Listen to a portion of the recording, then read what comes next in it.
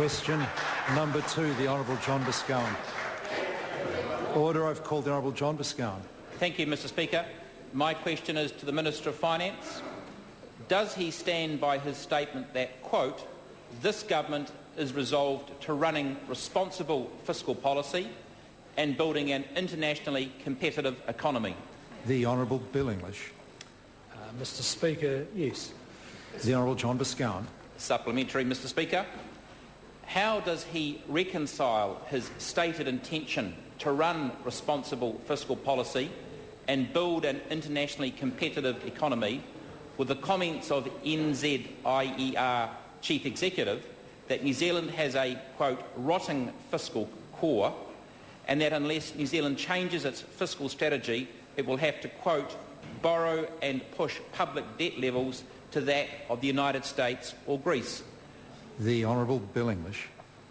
Well, Mr Speaker, I think the Chief Executive of NZIER would agree that the government has, in the last 3 years, substantially changed the fiscal strategy. We inherited never-ending deficits and never-ending rising debt, and decisions we've made in the last couple of years have reduced future debt burdens by numbers like 50 to 60 billion compared to the previous government's policy.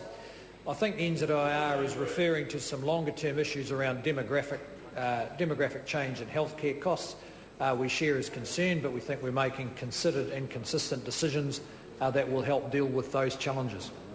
The Honourable John Boscawen. Supplementary to the Minister. Given that his forecasts of lower debt growth are based on GDP growth of 4% in 2013 and 3% in 2014, at a time of massive global uncertainty and when the world faces a double-dip recession, how can New Zealanders have confidence in his lower debt projections? The Honourable Bill English. Well, Mr Speaker, the forecast could be more or less than what was in the budget. Just a few weeks ago, most people were saying they could be more. Maybe by this week they're saying they could be less. The government's not chasing around every international event and altering its forecast. What we are doing is focusing on delivering the expenditure constraint that is so important to getting our deficit down and getting our international debt to stop rising. We are reasonably confident, though, in the growth forecasts because they're driven by reasonably good demand for our export products and the impact of the Christchurch rebuild. Question number 3.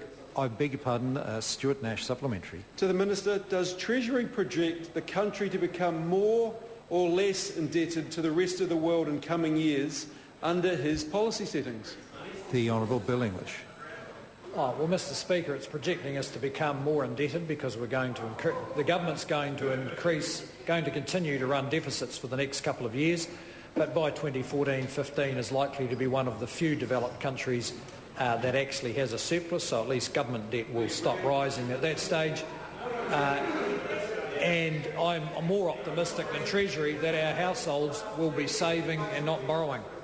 Question number 3, Chris Ockenfold. Thank you.